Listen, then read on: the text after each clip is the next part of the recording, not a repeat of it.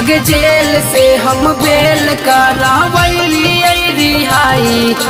जारी रहतो छौड़ी पासवान के रंगदारी, जारी रहतो छौड़ी पासवान के रंगदारी।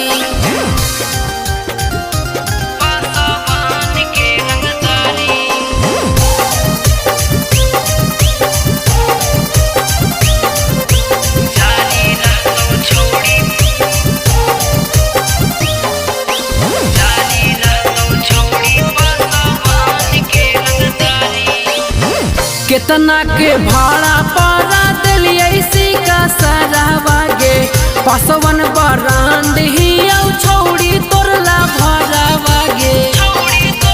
हे गे कितना के भाड़ा पारा दिलिए का सरावागे, पासवन बरांड ही औ छौड़ी तोरला भरावा। आगे छौड़ी निकलई त होई जाई जाम, आगे छौड़ी दूर दूर तक जाने पासवन नाम। आगे जेल से हम बेल करावली और रिहाई। जारी रहतो छौड़ी पासवान के रंगदारी, जारी रहतो छौड़ी पासवान के रंगदारी।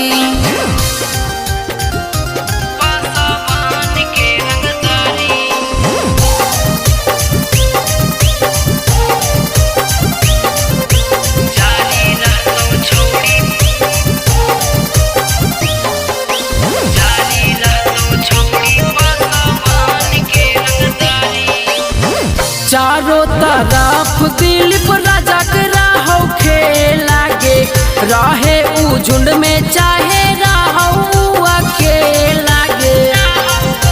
सुले चारों तरफ दिलीप राजा के राहो खेलागे, राहे उ झुंड में चाहे राहो अकेला। आगे छौड़ी सिंपू सरगम राखै चेला, आगे छौड़ी इहे से होवा हकौ खेला।